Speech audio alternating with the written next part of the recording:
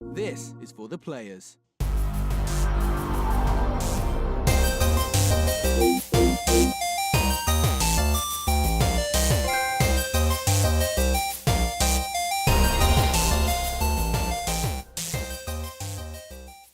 I'm Ryan Betson. I'm Josh Saunders. And this is For the Players, the PopCulturists PlayStation podcast. Over 40 years of playing PlayStation and 8+ years in that games media combined. We thought we'd throw a hat into the ring and join that PlayStation conversation. Finish scratching my... Yeah, this PlayStation conversation happens every Monday morning at 9 a.m. Australian Eastern Standard Time on YouTube and 8 a.m. on iTunes and the other podcast services. If you want to be a part of future conversations, please join us on Facebook, join us on Discord, comment below. If you're feeling generous, join us on Patreon. At patreon.com/popculturists, head over there, check out the tiers. Might be something there that interests you. I can see you staring at me. Yeah, I was waiting for my thing, which feel is... Now, so if you are a Patreon supporter, you can do, like these lovely people are right now, you can watch us record For the Players live. And that's being a Patreon at any level. And of course, if you also want to show your support for PopCulturists on your body, head to popculturists.com/shop where you can buy shirts like this one, like that one, and a bunch of other random crap with our logos on it. And of course, we are over on Twitch at twitch.tv/thepopculturists, where I, depending on this goes up Monday, I may or may not have played some Call of Duty in this weekend. So, yeah. How you been, man? I'm coming down with something. Yeah, the sickness. Yeah, it's a little bit flat. Ooh-wah. No, not the fun sickness. No, I just want to curl up in bed. I got a fair bit to do today, though. So, What are you got gallivanting today? redoing my daughter's room. Oh, is it because she's finally hit that, like, cause she's a teenager now, right? You're like, she's only want that 14. room. Yeah, she's like, I don't want that room No, anymore. she hasn't said anything about it, but I kind of looked at it. I opened the door the other day. I looked in her room. I'm like, this just really needs a... It needs it needs a bit more older. Yeah, so we're going to get a new bed, get a new desk, new bookshelves, new posters, just the whole kit and caboodle. She's stoked on that? Yeah, she's stoked as. Yeah. Fortunately, it means her whole wall Joker poster is coming down. It's just not her anymore. She still likes it, but it's not current. Yeah. You know? So we're getting Panic at the Disco posters and Supernatural posters. I'm down for this Panic at the Disco posters. Supernatural's awesome up until season 5. Yeah. When Robert Kripke wanted to stop doing it. I have to see. That would have been perfect. I should have a bunch of posters somewhere. We're up to Supernatural season 13. 13. Yeah. Kripke left at 5. He's like, the story is done. I want to stop. This is where I always intended it to end. I created the show. Season 5, that's the end. And they're like, How'd season 5 end? Spoilers. Kind of making us a lot of money, so we're going to get someone else and keep doing it. CW, like, this is like one of the best shows, but this is before they had the DC TV. So season 5 ended, I think, with Sam being permadead. Yeah. Okay. Yeah. Got into Castiel came down, the Angels, God. Sam eventually did become the vessel for Lucifer. Ah, yes. And their half brother was the vessel for Michael. Yes. I think at the end of the season 5, they both fought each other down to the pits of hell. And Dean's just like, no. Yeah, I'm pretty sure. I think that's season 5 and how it ended. Yeah, I remember that rings bells. Yeah. The first few seasons were an emotional show. Yeah. Back then, like it got me a few times, like in tears and stuff. Especially when their dad died, and like Sam walks in, and then like the slow mo coffee drop, and he's like skidding across the floor because his dad's like died on the ground to save Dean's life. I'm like, yeah, it was good up to season 5. I don't know what's happening now. Yeah, I think we might rewatch it. The wife is watching Gilmore Girls again for like the 18th time, so I'm like, can we watch anything else? Yeah. Mind you, every time she watches it, I get a little bit more invested in that show. Like every time. Dean did voice Jensen Ackles did voice Red Hood in the Under Red Hood animated. Jared Padalecki was in Gilmore Girls, but he didn't play Sam. He played a character named Dean. Yeah, I know. So it's very confusing. And then also in Under the Red Hood, Neil Patrick Harris was the Riddler. That was a really good video. That was a really good film around Under the Red Hood. Yeah. What have you been playing? No Man's Sky next. Ooh, we'll get to that. that. We're going to talk about that. That's the feature. I did end up picking up Killzone Shadowfall after we finished recording last week. Played it for a couple hours. It was ahead of its time in its graphics, I think. By today's standards, I got out into the open and I was like, fuck, this looks good as. Very heavy. compared to what we're used to with shooters these days. You know, fast fluid motion, jetpacks, wall running, whereas this is really like precise and methodical. Like you swap your guns. It's like you're in a big suit. Yeah, you don't swap your guns like you like. It's like, you know, put that one away, pull the other one out. Yeah, it feels very good. I did want to play multiplayer. It's fucking Ghost Town. I mean, I don't know what I expected. It's like 5 years old at this point. There are a few players. It's like, how many active games are there? 1 with 7 people in it. And then it just fills it out with bots otherwise. So did you play with those 7 people though? I did for a bit. I got fucking hammered. Those 7 people have been playing for 6 years, I guess. But no, it's good. I do want to. I never finished the story in it. It's the only Killzone I haven't finished yet. So I am going to get through it.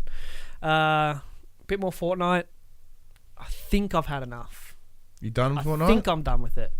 I get on every week just to do the weekly challenges to up the battle pass. I don't play it otherwise. I don't play it for fun anymore. It's like, it's Friday night. I've got to get on and do much. It's like a chore, and I don't enjoy myself while I'm playing it. Really. So I think I'm ready to just kind of. I think Alex is getting there as well. He's playing a lot more other games with his friend. You know, they've made a Minecraft world together, and they're playing COD together. See, that is the thing. Like, I'm not saying that the Fortnite will be a bubble, but it's a bubble. Like, there is a point where people will get bored of it. Like, you can't play the same game for a year. And the timing of it all will be when COD and Battlefield come out with their Battle Royale modes. So, I think the COD Battle Royale is going to get a huge initial player base. Whether they stick around or not, we don't know. It all comes down to like whether it's tight. Yeah. But can we mention our? Yeah. So look, if I may or may not have, depending on what this goes up Monday, I've likely have streamed some of the Call of Duty Black Ops 4 beta. So thank you to Activision Australia for providing both of us codes to be able to play that beta. Both of us codes. Yours hasn't come yet. If I get mine, I will join you on stream from my house. We get the codes. We have to put them into the computer, into the Activision website. Yeah. Then it spits it out at some point. Yeah. So did you get yours instantly? Or no, did you wait? Okay. Mine took about a day. If I can get it downloaded before you stream, I'll join you on stream. I don't know if you can work it so you can hear my we can run you through the or Discord. whatever That's fine. From home or something. Yeah. But also those codes also will allow us to early access to the Battle Royale mode. In September. So you'll if you hang around in September, that's a stream worth doing. We'll be streaming the Battle Royale mode. That's a people will want to see. Yeah, I want to see that. Me too. Because of what we did just tamper with those couple rounds, it feels good. I think like it felt comfortable. Well, yeah. Well, let's have a quick chat. Like I said, look. Granted, because it is Saturday, the beta launched about 3:00 this morning. We really haven't spent a lot of time with it. We've played 2 rounds. We played 2 rounds. It's got a couple of the things from the older. From the older like Black Ops with the sliding and the stuff, which sort of Advanced Warfare and Black Ops 3. No wall running or jetpacks. No wall running or jetpacks that we've seen. They've got that class system again from Black Ops 3. Yep. Couple returning, couple of new ones. We didn't get a good chance to go real deep in with them, but it seems like in this you don't get your concussion and damage grenade, though your triggers are replaced by 2 abilities that they have on top of their ultimate ability. Yeah, one of them being like a stim pack because you can now see how much health you have. Yeah, you have health bars now, which I think is cool. I don't know, didn't get a chance to notice if they regen themselves over time or if there are health kits around or something, or if everyone has their L1 as their healing ability. I believe so. Kind of thing. The class where you played, you push R1, you put down like a barbed wire fence. The enemy can't cross and can't jump over. I guess it damages them. Might be instant kill. Don't know. No one ran into it. Yeah. And then, we put it down, got shot, and that was it. But a lot of those I think it will lend to certain game modes kind of wanting certain classes because they excel in that particular game mode, like the one we were playing where it's like... We were playing Control, which essentially capture the flag. Essentially fence off one of the areas so that's one less alleyway that enemies can get to you. So that that's handy, and then also the big barricade that we put down as well for the ultimate. Yeah. So it'll be interesting to go through all the classes and see how they all interact with each other. There might be cool things, when you got this guy and this guy, their abilities kind of go hand in hand together or something like that. Yeah. So like with the success of like Rainbow Six Siege and stuff, which is a very class-based shooter, it makes sense while other people are starting to take those little things. Because one thing we did notice in the list of game modes, it very clearly stated that. that it's about working together as a team, which is weird because that's not what Call of Duty's for. No. Call of Duty is the lone gunman. Like, Yeah. it's you running in, just blitzing, like, not worrying about your team. That's Battlefield's jam. Yeah, whether it'll kind of push for a culture shift in it or not, I don't know. But yeah, there was Hard to say. was it Conquest in World War II? Mm. There was that constantly That was moving war mode. battlefield, the war That's just mode. what it was called, That war was mode. fucking awesome. Yeah, it was cool. That was a good working together mode. So Yeah, people still kind of did their own thing. yes, but like the Because big everyone benefit working would towards come the same from- goal. Yes. So, stop the Yes. tanks or fuel up the tanks or, whatever. Yeah, and like if they're making that shift, I think that's probably better because a lot of like I don't know me personally when I play and I'm like everyone's just lone gunning it, like it's not as fun. Yeah. But But I'm also garbage at the game, so it kind of goes either way. that's a given as well. Yeah. I want to play more. Yeah, I'm keen. I liked what I saw Yeah. initially, but we've only had 10 minutes play time so far. Yeah, I'm keen to spend some more time with it as it. Hopefully, I've streamed it probably this evening. That's Saturday, so I hope you enjoyed it. I guess. Yeah, I'm more curious for Blackout in September, but it's more Call of Duty, and I like it.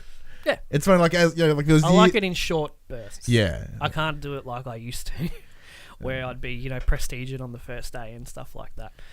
But I went back and played World War II during the week this week just because I felt like I don't want to play Overwatch. I don't want all that class-based shit. I don't want the building and shit of Fortnite. I just want to get a gun and just shoot people. So I jumped into World War II. Yeah, And it was fun for a few hours. Nice. Yeah, but I probably won't play it again for ages. It's yours for starters. What is? Your copy of World War II. Oh, I traded mine in. nice. Because Cool. I had enough of it. And then get a game, play it for a while. I'm done with it. Alex is like, yeah, I'm done. Alex hasn't played it for 3 months. I'm like, I'm just going to trade it in. We're going to play it. And then the next day, Alex is like, can I play that game that you traded in yesterday that I don't know that you traded it in? Man, the amount of games that you and I must have between each other's houses. I have your No Man's Sky and your COD. Yeah, and I think I have your Far Cry You have my Primal Far Cry still. Primal. I think that's it. Yeah. I know, because I'm like, I didn't even know you had my copy of World War II. There we go. How's that? I have your John Wick as well. Yeah. What have you been playing? Nothing else? No, just pretty much No Man's Sky, which we'll save for later. Yeah. So I jumped into some No Man's Sky this week too. I played some bit more Stardew Valley on the Switch. Like I'm in this weird predicament right now. The predicament is I'm having such a good time playing Stardew Valley again. I'm kind of thinking like in the same way I did with God of War. I'm like, I love this so much. I want to get that platinum. I don't think I've looked at. I say on PS4 though. Yeah. So I'm I don't think debating. I've ever looked at the trophy list for it. Yeah, I mean, like I've had a mild look at it, and like doesn't seem too difficult. It's mostly like sell X amount of this, build X amount of that. Like It's all numbers based, yeah, but then it could also be like stupid numbers based. it could be. And But like by the end of my third year in Stardew Valley, I think I was making like $1 million every couple days. Just with the epic farm I had. Let's have a look. Earn gold up to $1 million. Complete the museum collection. That's an RNG thing, so that might take a while. yes, but if you play long enough, I think you'll just get like if you just mine every day and get ores and that sort of garbage, you should be able to do that. Alright. Basically, reach max friendship with everyone. Yeah, you'd have to. There'd be a lot of focus time on that Cook one. I think. every recipe. There's many. Upgrade your house to the maximum size. Craft every item possible. Catch every fish. It's just a collectathon, basically. Ship every item. Now, some of those will be hard because there's no way to track. It's like ship every item, but there's no way to track what you've shipped, is there? Yeah. So if you go into your menus and you move across, it'll show you what you've shipped, what you've cropped. Oh, you have to do 2 saves though. One of them you have to fully upgrade the community center, and one of them you have to side with Jojo. So that's 2 playthroughs up to a certain point. Well, because all you need is really $5,000 to buy the JoJo account, and then you're done, right? And purchase all the community development perks. Well, Become a JoJo member and purchase all the community development perks. I don't know what they cost. Yeah, that's kind of butt. But it's also. And they have a wife and 2 kids. But it's also just something you can just chip away at. Like I'm chipping away at the Persona 5 Platinum. I want it. It's a hard Platinum. Not hard, but a time sync Platinum. But every month I'll jump in for a few hours and just kind of just chip away a little bit more. So maybe that's what you do. The big benefit of playing on the Switch, obviously, is I can play it at work. Yeah. You could just... Does it have cross-save with Vita? Is it on the Vita? It is on the Vita. Is it cross-save? I don't know. But I know they just updated the... I know that you'll... apparently there was a big... I come to learn there was a glitch on the Vita where if you earned over a certain amount of gold, it just, like, crapped itself. It is cross-buy. I know that. Sorry for the silence. That's all right. Yeah. Someone posed the question, and 2 months later, they also said, "Does no one know?" No one replied. I just downloaded the Vita version. It did not show me my PS4 saves. Maybe there's a way to import the saves, but I doubt it. All right. Yeah, so that's fine. I can probably start you on the Vita. Yeah. Well, anyway. if you start with the platinum run in mind, you might be able to work. To it. Yeah. Yeah. Other than that, I've not been. As I said, I still haven't put order in the PS4 yet. And you won't. I probably won't. I kind of want to, but I'm just. It's just like we're just about to get into like the gnarly part of the year. Like I've reached out for Spider-Man. I'll be reaching out for Tomb Raider as well, and I did reach out for Overcooked 2. That does come out next week though, so I know some people already have it. Yep. So I think I reached out a little bit too late, but if not, I'm just gonna fucking buy it. And This Is the Police 2 is out on PC. Okay. What's the difference? I have no idea. What were they added? I don't know. But I think I might wait because there is coming to console later in the year. So I think I might wait till consoles, and then we'll plan ahead and we'll do it again. Kill that price bitch straight away. Once she make a return. Yeah, she's from the dead. Then kill her again. Zombie price.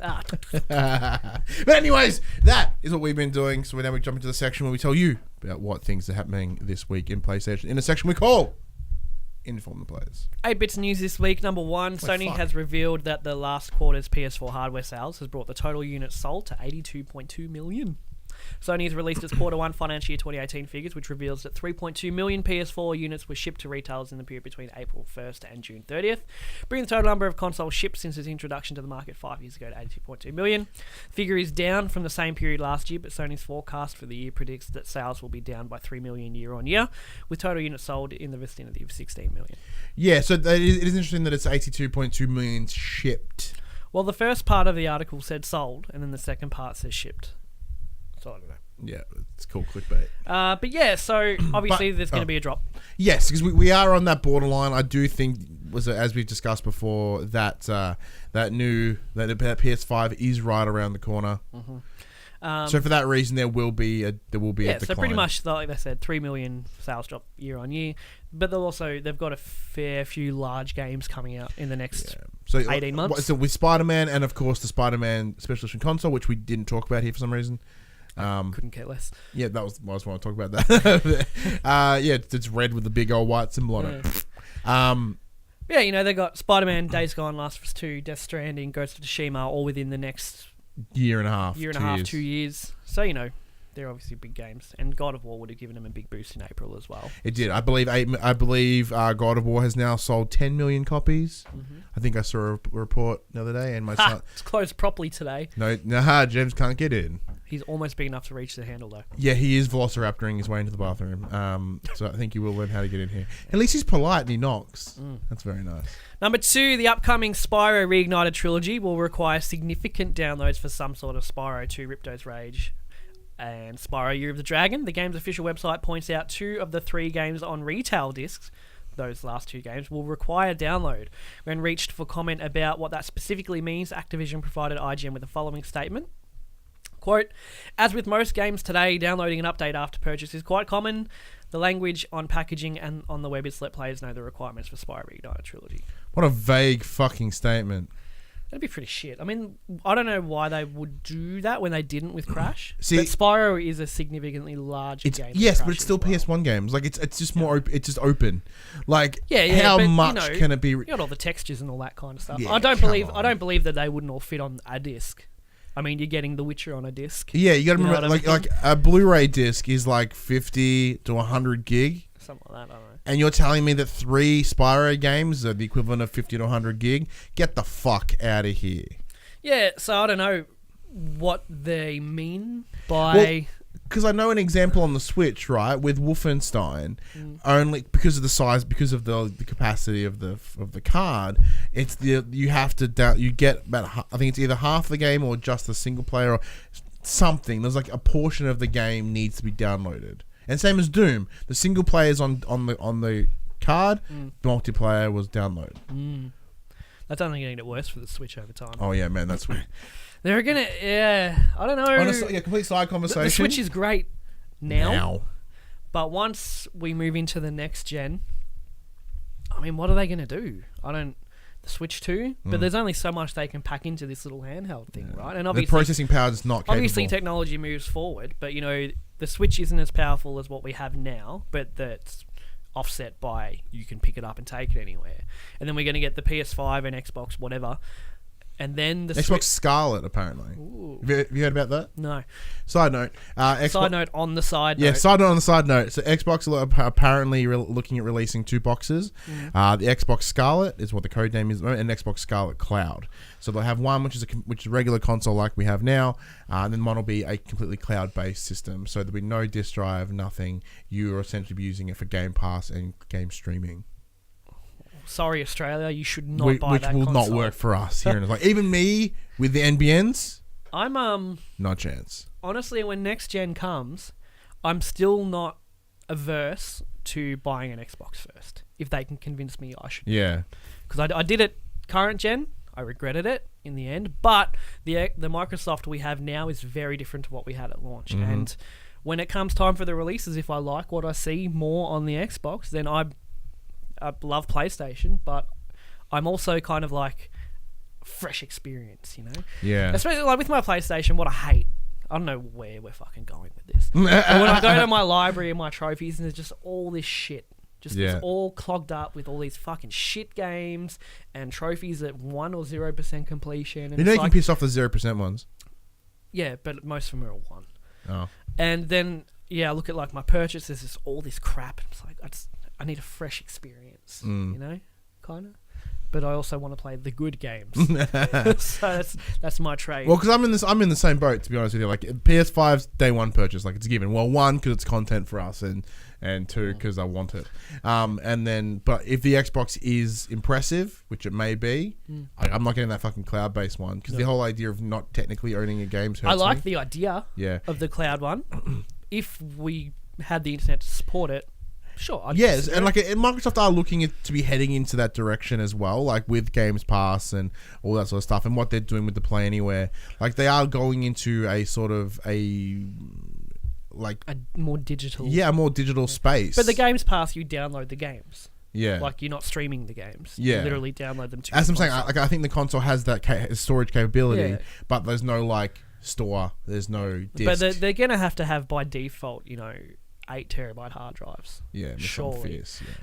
Back on the Switch though, and then back on. Yeah, because the Switch is not as good as what we have now, and then we're going to get the next gen, and whatever the next Switch is will be as good as what we have now. Yeah, it's always going to be that little step behind. They've always been a gen behind. But the disparity in storage sizes on the cards and all that's going to be a tricky thing for them to work out. Anyway, but just like Spyro, it makes no sense. It's baffling that they can't fit that on that fucking disc. Yes, baffling. Yeah. God damn, baffling. Number 3, announced during Gen Con 2018. Ooh, Paul's got a point. Ryan can claim the PS5, but on tax. Why could you and not me? Because we can for here for PopC, but I can also do it for my new job. Because I'm an apprentice, I get half price rego as well. Ooh, permanently. That reminds me, I need to do my tax. Yeah. Anyway, I did mine online. Announced during Gen Con 2018, an official Horizon Zero Dawn board game is in the works. It's being produced by Steamforged Games, the same studio that made the Dark Souls board game. Which Max still wants you to play. Yeah. Steamforged said that they've actually been developing the game since before Horizon Zero Dawn even released on PS4, and that they've been working directly with Sony and Guerrilla for at least 2 years. Very cool. In fact, Steamforged even told IGN that Guerrilla is referring to the board game as the next Horizon Zero Dawn game, and while it's not overly heavy on story, it is canon within that world. It will be set after the events of the video game and DLC, and feature main characters such as Aloy as event cards that can be encountered. The whole game is estimated to take an hour and a half to 2 hours, and a single session will be a series of 5 or so hunts that progressively get harder. You pick a class with a unique deck of skills at the start, and then replace worse cards for better ones as you get stronger, before trying to take down the final giant creature. Guerrilla gave Steamforged the actual 3D models to use as reference, because this game has miniatures. Those show up on modular board that changes with each fight, which are tactical with an emphasis on stealth like the video game. This sounds cool as balls, man. Paris, if you're watching, we need just this the for whole work. We need this for work. Just the whole being modular, which like Dark Souls is, because the board changes every game. And that you've got your class with your cards, like you've probably got a bow that does 3 damage, and then you play through the game, you get to replace your bow with a stronger one, or get new skills and build your character. And the miniatures look incredible. They look really, really incredible and very high quality. Like the Dark Souls ones as well look great too. Like there are a bunch of video game board games out there, like obviously Dark Souls being one. I saw a Fallout one the other day. Speaking of Paris, who's the gentleman I work with, he's a big board game enthusiast. He has XCOM, he has World of Warcraft, the board game. I'm like, what the fuck? Is it the WoW Monopoly? No, it's actual. That's actual World of Warcraft, I've the seen board it. game. Yeah. So it's very. So it's. I've got the WoW Monopoly. That's good.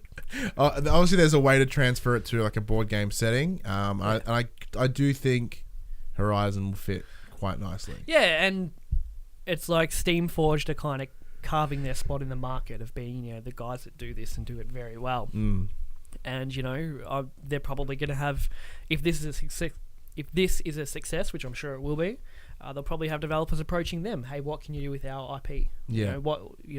Let's talk, and so it's cool. I like it a lot. Number 4, parents across the world are starting to pay for tutors to help their kids develop skills in Fortnite. The Wall Street Journal wrote an article detailing various parents and their children involved in this phenomenon, interviewing them about their experiences. Some parents claim they simply don't want their kids losing matches.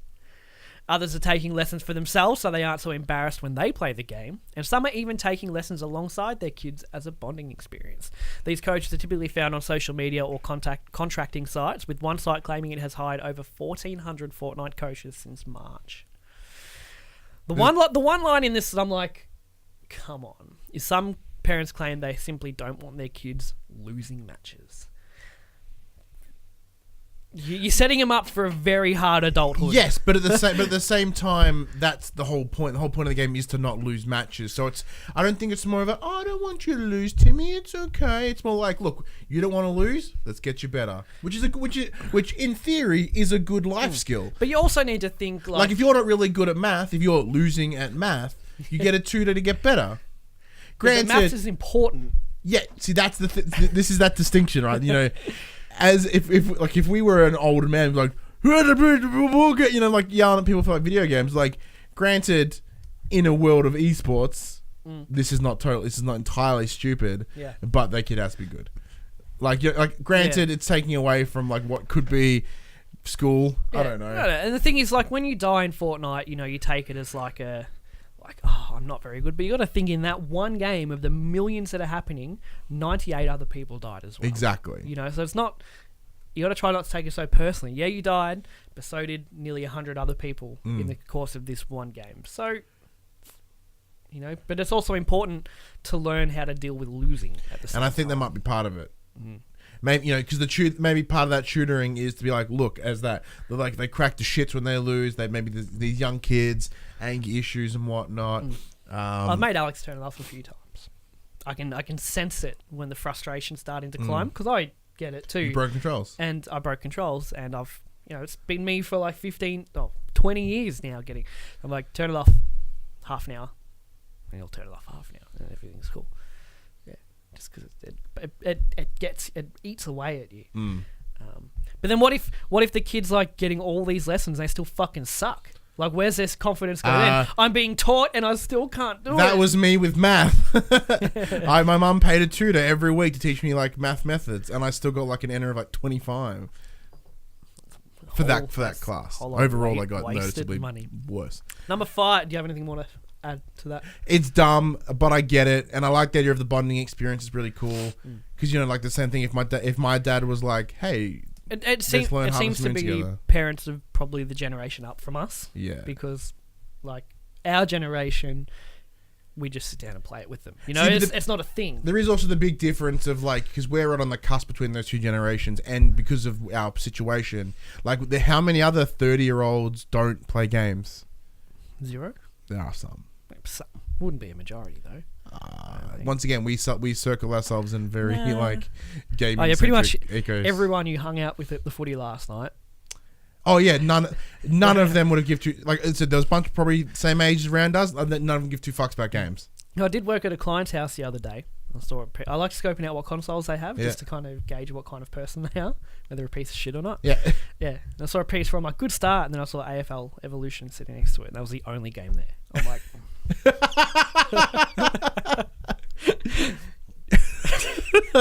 Number 5, Monster Hunter World It's sales. not the issue that it's the AFL game. It's the issue it's the bad game. It's the issue that it's the only game. Their whole opinion on gaming is based on AFL Evolution. It's a bad place to be. Monster Hunter World sales have surpassed 8 million units on PS4 and Xbox One before the PC release coming later this month. Capcom has announced that Monster Hunter World's physical shipments and digital sales have hit 8.3 million units as of last fiscal quarter, which saw the company's net sales increase by 46.5%. Year over year. Quote, in this business, the phenomenal success of Monster Hunter World for PS4 and Xbox One from the previous fiscal year continued, with the title gaining further popularity through the expansion of its user base. In scoring a worldwide smash hit, the series solidified its position as an international brand and strengthened our base IP, Capcom said. So that one game is responsible for increasing their net sales by nearly 50%. That's fantastic. It's fucking insane. Side note, comes out on PSC in about a week. That's what 2 I weeks. Oh yeah, sorry. On Steam, it's been the best-selling game on Steam. Pre-orders alone for about 3 weeks. And I did catch someone streaming it on PC, preview code or whatever, at I fucking hate that I'm saying at 4K 60. Fucking hell! Oh my god, that looks so, and the loading times. Remember how you'd like accept quest and then it's like loading quest. And then it's like, and then you got to like call your bird. Probably about 60 seconds on PS4 and even the Pro. PC, whatever this guy was playing on, about 6 seconds. Yeah. The quest was ready instantly, and there was no loading screen. You'd fade out with the bird and then just fade back in to the world. Fucking insane. And yeah, because I played that game so much, I can kind of recognise the difference without seeing it side by side. Oh, holy crap, it looked good. But yeah, so 8.3 million units without even being on PC, not factoring PC sales. PC has a lot of hype behind it, like you said. Top selling game on Steam, and it's a pre-order. Would you buy it again? No, my PC couldn't do it. To get 4K 60, my PC couldn't do it, so I'm not going to buy it again. But I did jump back into that recently too, just for a bit of fun. Still, 8 months later, still releasing free content. This week, the big Final Fantasy crossover events happened. Just every month there's something. They're really supporting this game, and it's paying off for them. So I'm good job. I'm happy for them. It's cool to see a very cultish kind of game hit that mainstream. It's cool to see. Number 6, BioWare has confirmed that while the team is working hard on the upcoming Anthem, there are still teams working on beloved franchises Mass Effect and Dragon Age.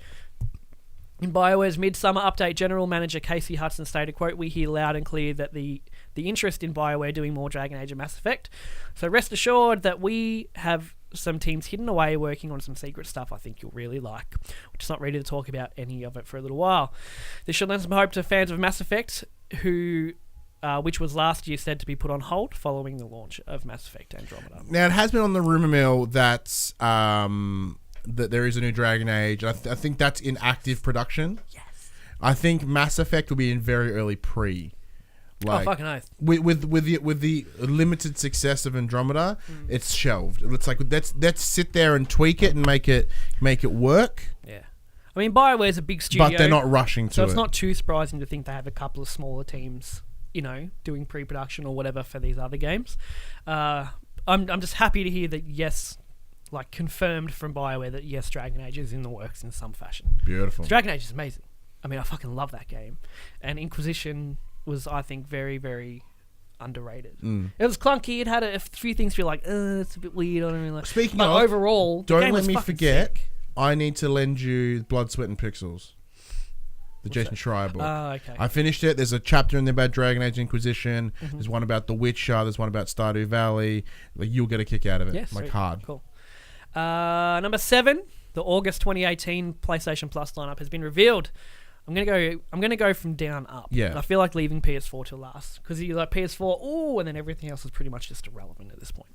So you'll get Knowledge is Power on August 7th. Which is one of the PlayLink games, so similar to how Here They Lie. Not Here They Lie. Hidden Agenda. Hidden Agenda was there because I just spoiled the next one. And that's you. Then that's you, yeah. That will be from August 7th for all the way through to November.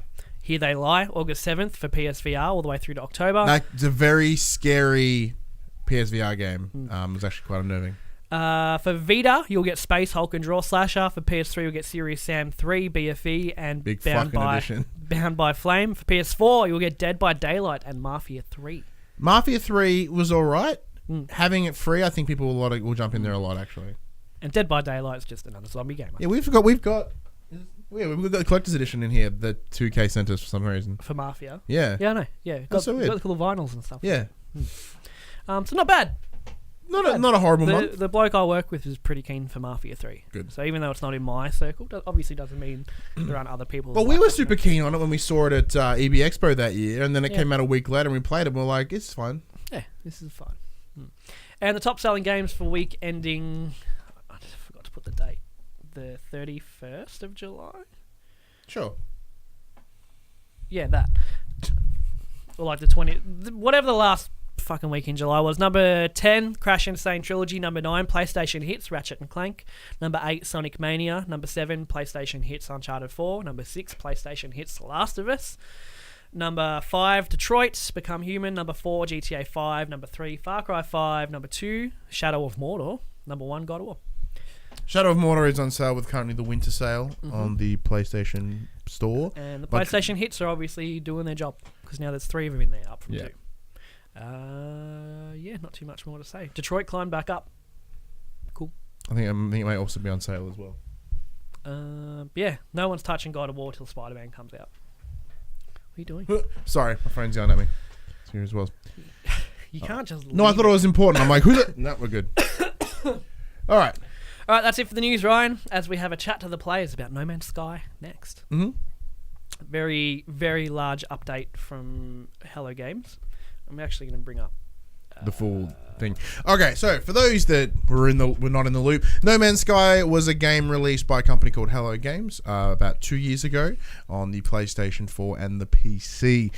This game received a number of bits of backlash upon release, as the creator and the sort of the founder face of the company, Sean Murray, made many sort of proclamations, and things saying this game is going to be this, going to be this, it's going to be this, it's going to be this, and PlayStation, to their fault, really pushed this game to like extraordinary hype levels, to the moon.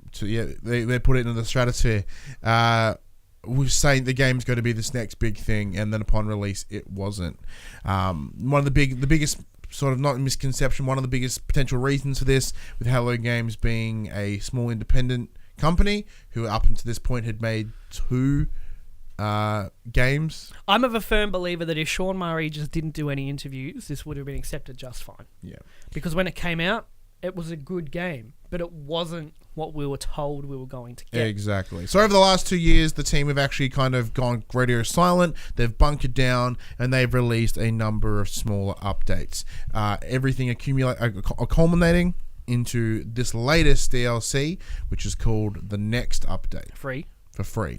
All of these updates have been free. So first off, I just want to tip my beanie to Hello Games, because they could have really just kind of gone, just take the money and this didn't work, let's do something else. But they really... Let's run away from this garbage fire. Let's rebrand, let's split to a different studio or whatever. We're now called Sorry Games. Goodbye, games. But they stuck with it for 2 years. Yeah. They clearly, which says to me they care a lot about this game. It was very clearly a very passionate thing for them, because a lot of other studios would have just gone, we got our money, it's fun. Yeah, if it was any bigger studio, if it was an Activision or an EA, this studio would no longer exist. We've seen it happen before with bigger studios, releasing a piece of shit and then going, it's not getting any more updates. Yeah. And... Well, even something like, even Sony to their detriment, like Gravity Rush 2, right? Didn't do so well. It had online servers or whatever because there's some online parts of it. Within a year, they mentioned they were going to close down. Fans petition, got another 6 months out of it. But the whole idea is like, within 12 months, they're like, no, we're pulling service because no one's playing it. And so I think it's just a nice story in the current gaming climate when, it's always so negative. There's always just shit and things being turned into memes and all this sexual assault. It's just to have a nice, simple redemption story. Yeah. Wasn't good, go quiet, make it good. It's gone bonkers. Quote, quote, make it good. Is it good? I didn't play it originally. I lent it off you about 6 months after release because Alex wanted to play it. I watched him play it for a couple of days. All right. I was like, yeah, it's cool. But I thought with the next, I'm like, I'm going to see what this is about. And I fucking love it. I've put in about 15 hours in 3 days. I can't put this game down. First of all, what they've added. They finally added in the multiplayer, which they said was going to be in the original. They didn't say multiplayer was going to be in the original game, but it was like a shared world. No. He said if myself and one of the interviews were like, can I be on the same planet as somebody else and can we see each other? And Sean Murray said yes. Yeah, no, but that not quite multiplayer, as in that's the shared world. No. It's a little bit different. Sean Murray I know what he said. yes. Like in terms of what we were told, yes. There was that shit like if you happen to find at the same planet as somebody else, you didn't see a person. You saw like some vague fucking star thing. So in terms of what we were told there was going to be multiplayer, that wasn't there. But now they finally have it as promised, as you said. So you can group up with up to 4 friends and you can have 16 people on the same server or whatever, the same instance of the universe, however you want to call it. I haven't tried that yet because I'm still kind of finding my feet. When I streamed it on Wednesday, we had one of our friends, Blair, who's also offered to help rebuild the table because he has carpentry skills. As I was playing on the planet next to hear this, and this big fucking jet comes out of nowhere, and there's this tradie rooster, which is his handle, and I'm like, oh shit, it's Blair! He walks out of his ship. Hey man, what's up? And then starts digging holes. They also added base building, which building has been in a while. It was originally expanded. They have expanded. There was like an update about 6 months ago, and that was one of the first big one. Pathfinder was the update. Okay. So they've expanded on that in a lot of ways, and that's pretty much what the whole subreddit for No Man's Sky is now. Look at what I've built. Look at what I've done. People are building some sick shit, man. Someone built... I'm actually going to show you this. I saved this as a screenshot because I'm like, that is one of the coolest. Yeah, so in terms of the base building, originally it was someone basically built Rapture. This big underwater city. Oh, damn. And it's just so cool... Because that's essentially my goal in No Man's Sky is to find a nice planet and just build a swanky ass house. Like that's what I want to do. How long that takes me, I don't know. Because I've been to a few planets. I'm like, not here, not here. Oh, radiation. But I'm just really enjoying that aspect of it. Land on a planet. Am I going to be here for a while? I think so. I'm just going to build a little house to put my shit in and that kind of stuff. What else we got? Third person view for the starship and your character, which is cool, and also some character customization. Which also it's really cool. Weird. It's really cool, but the controls are kind of janky in third person. Yeah, the aiming. I feel like the right stick is... The aiming's off. If you want to loot a box, you got to kind of move back a bit so your reticle moves onto the box. So in terms of the camera kind of has this wobble to it. So even though your person's standing still and you've done a sharp move, it'll wobble, which makes aim... Visually, it's very cinematic, but trying to aim at shit makes it very difficult. But I do enjoy the third person in your starship. That is so good. The only thing I don't like about it is when you initiate your pulse engine. You know how there's no way to view that in third person. You have to switch back to first person to see how much fuel you got left. Little thing. And yeah, character customization. They've increased the graphics, increased the freighter, like your big freighter ship. But in terms of the graphics, we'll jump on there and then we'll actually have a big old discussion. So I've heard a lot of people saying that they're getting a lot of FPS issues. I haven't had any. Okay, so first of all, the game is noticeably better looking than it was before. Previously, it was very flat. It wasn't like flat as in flat textures. Every planet looked like almost slightly the same, but with very different colors. I found a creature. Sorry, I found a creature on a planet last night. It was a hand. Yeah, like, I found mushrooms. It was like it had 5 legs and like a body, and it was just running on 2 legs. It looked like a hand, just like. Awesome. That's cool as fuck. See, before it was like back in the day, it was like a giraffe with big legs and thin legs, and like it was it's almost like they had 6 different things and they just pulled the different parts together. Like it was rambling, like, and you've got rolls of dice, thin legs. Yeah. Like there was none of that impressiveness to it, but the game itself is noticeably more impressive visually. The worlds do seem deeper and more vibrant, and the colors really pop because now on top of that has HDR support. So for those that have HDR capable TVs, improvements here. Improved draw distance, improvements to planetary terrain generation. Surfaces look more interesting from orbit, more diverse with more color palette variety, dense forests, large trees, abandoned empty systems. Yeah, the terrain generation is the big thing for me.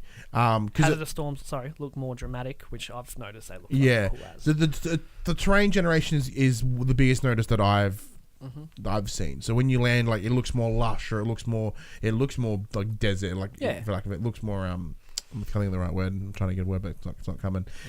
It just natural. Looks, it looks more like as natural as an alien planet can be. Yeah, previously it would look like an algorithm. You know, tree here, can't have another tree within 3 meters, so the next tree is here. Whereas now it's like I found a planet, and those trees are carbon copies of each other. I found a planet where I essentially just found a jungle. Like the trees were very, very close together for a very long period of time, and I could barely even walk through it. I had to like chop down trees to make my way through. Like, that's really cool.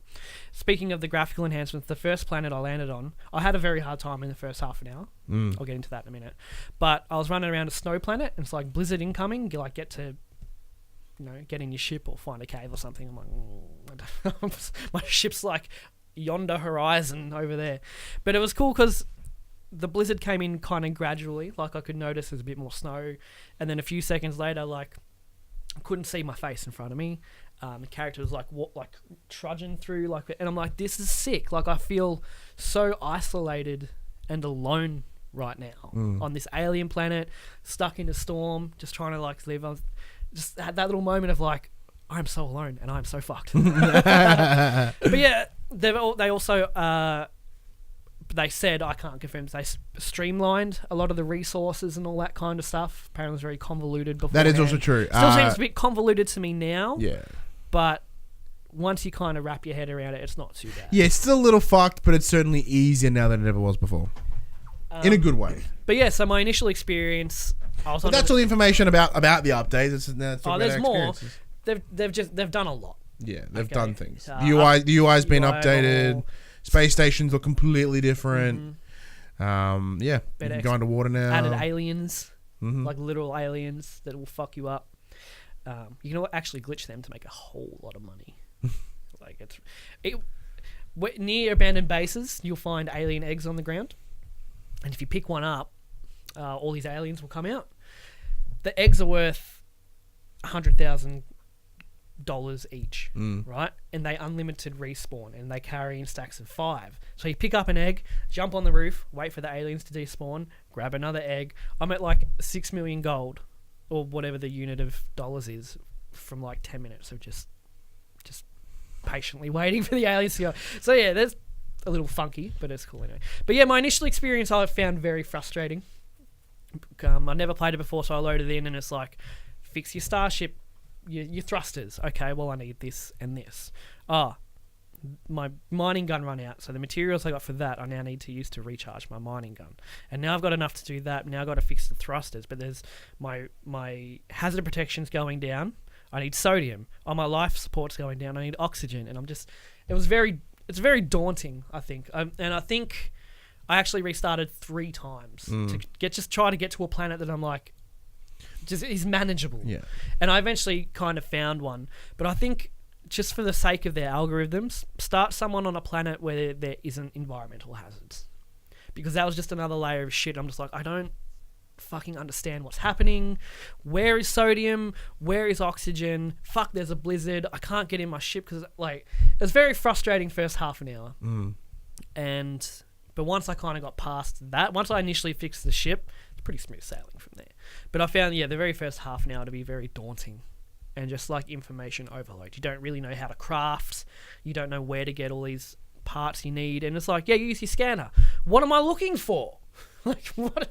Very frustrating. But after that, it was really good. And I'm just enjoying just flying around and just like doing my own thing. I fixed my warp drive last night. I was on this planet and I hear like explosions. I'm like, what the fuck is going on? I look up to the sky and there was a space battle and the freighter lost and it was crashing through orbit onto the planet. And then I went over and started salvaging shit from this freighter. I was like, was that scripted? Is that random? I don't fucking know, but that was cool. That's awesome. I look up to the sky and think like Star Wars, like this, what are they called? The Star Destroyers? Just like crashing down to Earth. And that's like what happened. I was like, that is awesome. That is so cool.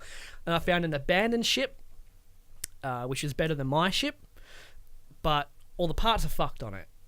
So now I'm spending all my time just fixing the ship.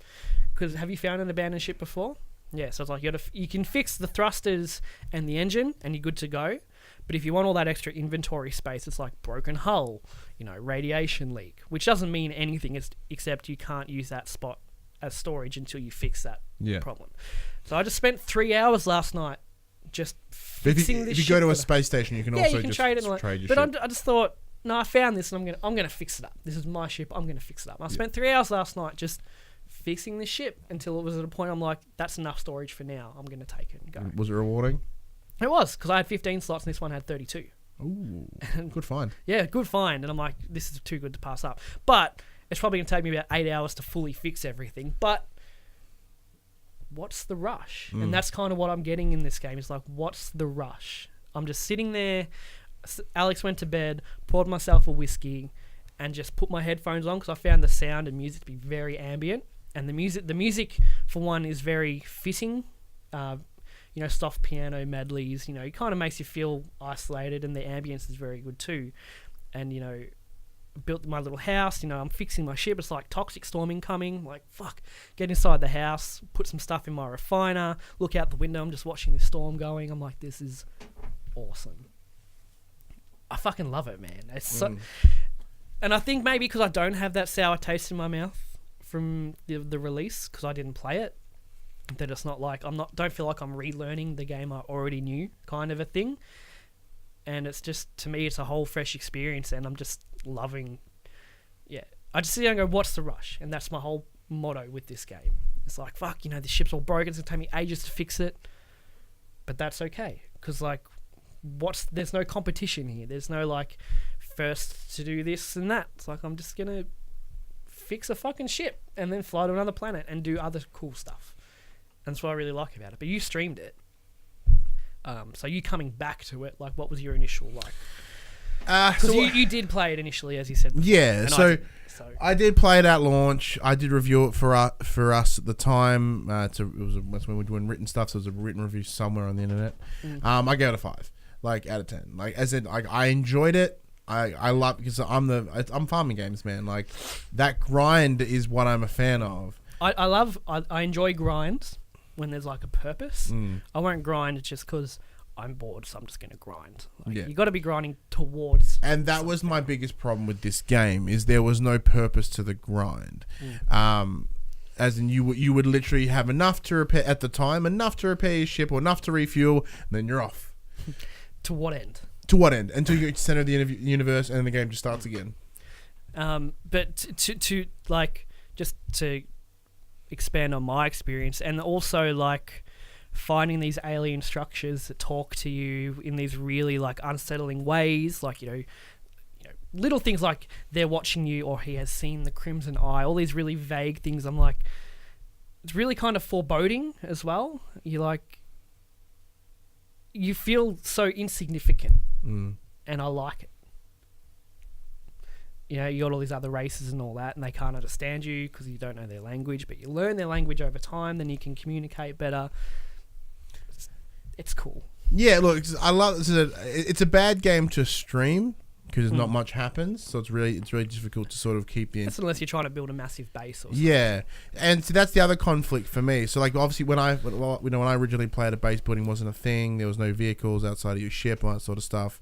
And now I did put like 30 hours something into it at the time because I really enjoyed that chill grind, as you said. But it felt like. The way I remember saying it in the review was, it's like a carrot on the stick, but you never get the carrot, and the carrot shit. You know what I mean? It's like, like you do that chase, but there's nothing worth chasing. And I still feel the game is a little bit that way as well.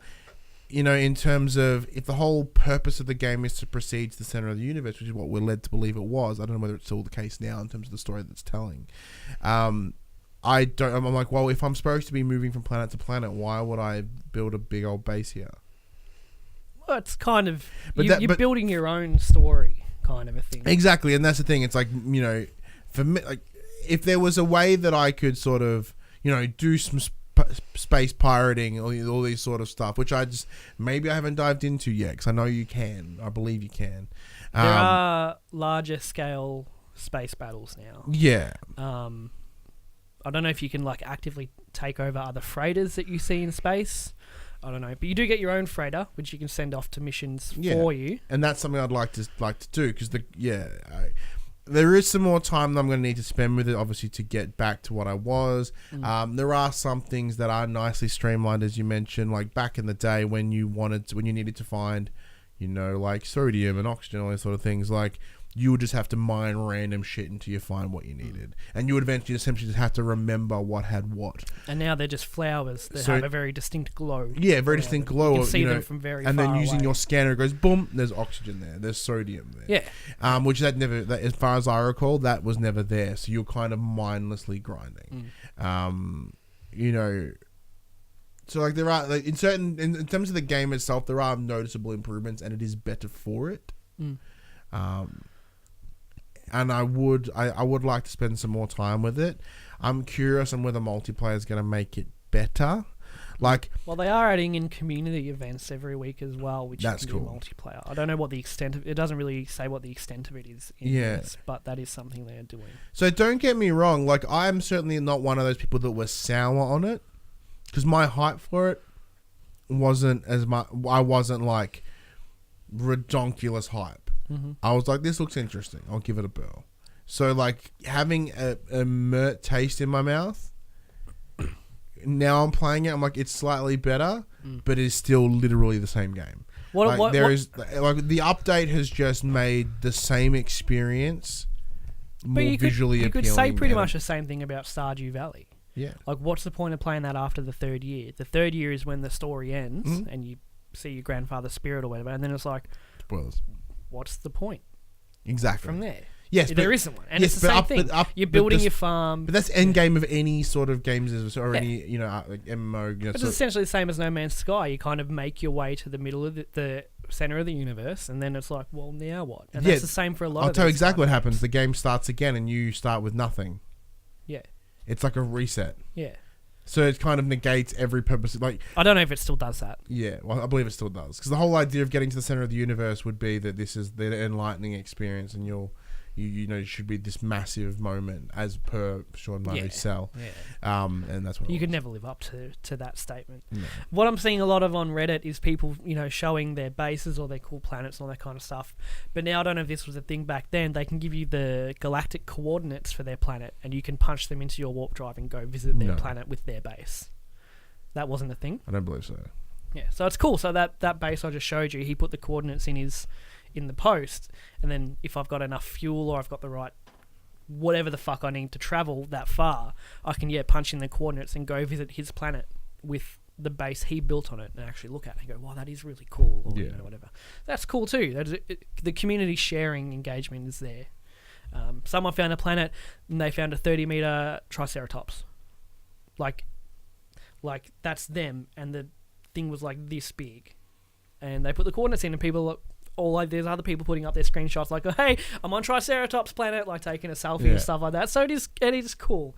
I don't know how much longer I'm going to play it, but for now, just sitting down and just kind of being in space is cool, because I've never really been one for space games, but this is a cool introduction to it, and I'm glad I jumped into it. And I think they did a very smart.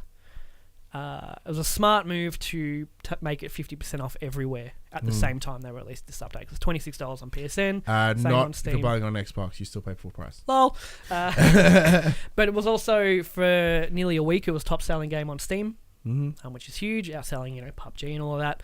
The Steam player base went from 1,000 nearly to 100,000.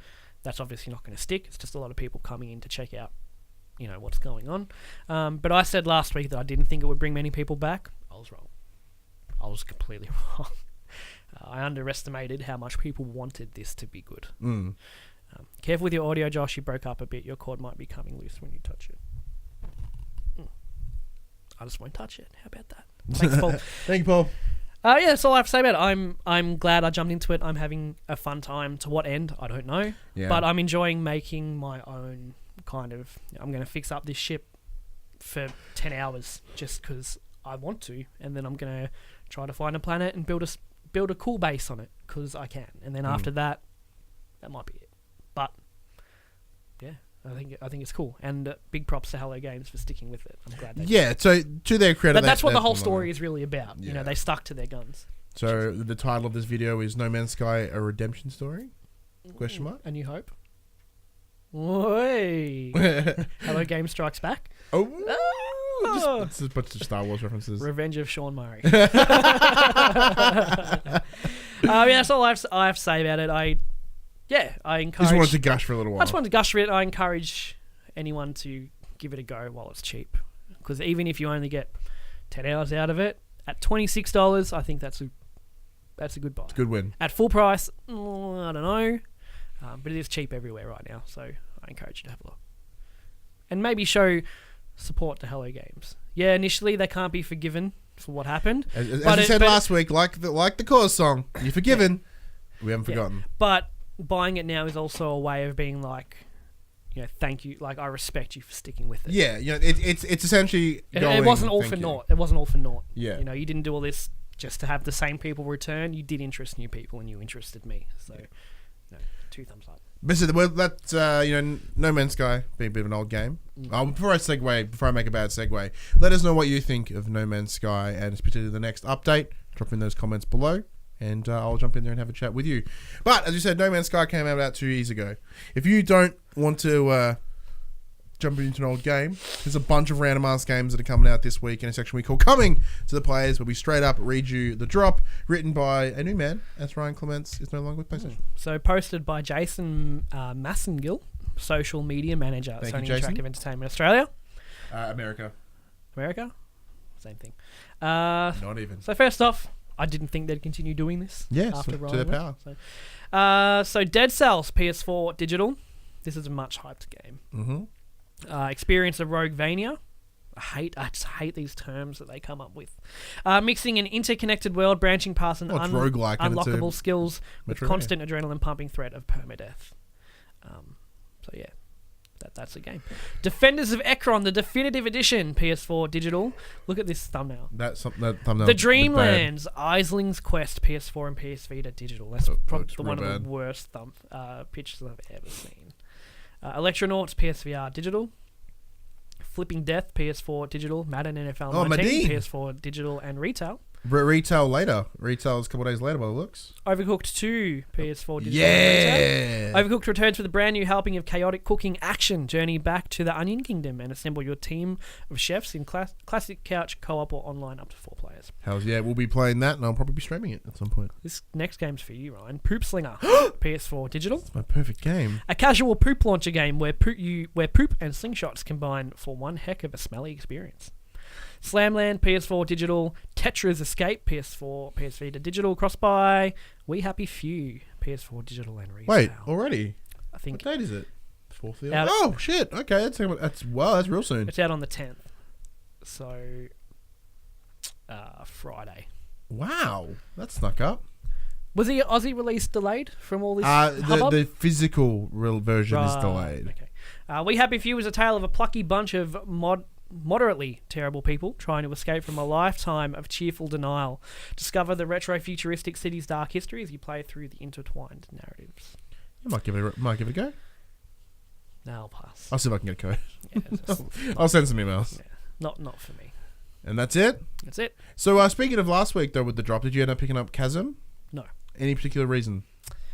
Because I did see that trailer and it looked awesome. It does look cool. However, see, I said last week that Chasm was going to be one of those big indie hits, which it is going to be, but I didn't realise Death's Gambit was like 2 weeks away. What's Death's Gambit? Similar to Chasm in a way, but more, I guess, more Castlevania-y in the way of the graphic style is very dark, very fucked up, like Dark Souls-y. A bit more faster paced. Is worth checking out the trailer for that, because that looks fucking incredible. I will get Chasm at some point. I didn't expect it to be nearly $30 though. Yeah, same as Hello Neighbor. It's like $35. Yeah. I'm like, Yeah. But it's free on iPad.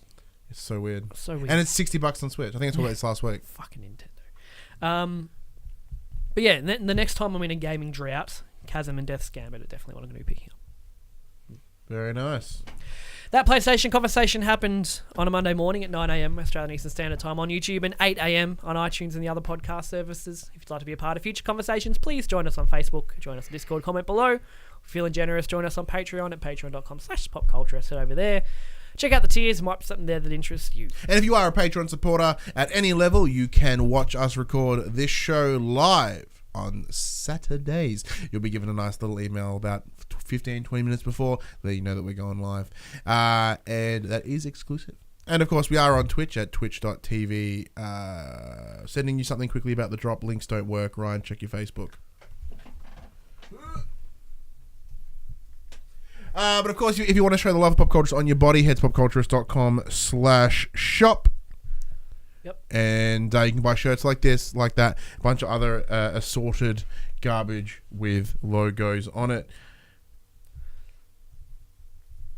What is it's a lovely photo of Ryan Clements, him saying thank you with the big outside of PlayStation. Good old Ryan Clements. He started as a at IGN doing a PlayStation podcast as well. Mm-hmm. So who knows? Maybe we could be writing the drop real time. No. And of course, we are at Twitch at twitch.tv/PopCulturists. Wait, I did? You did. Fuck yes, we are done. I'm Ryan Betson. I'm Josh Saunders. And that was for the players. Thanks, man. See what happens when you get distracted by your phone? Yeah, it was Paul's fault. Had nothing to do with that one. Paul's fault. No, even though I pick it up for 65 fucking episodes in a row.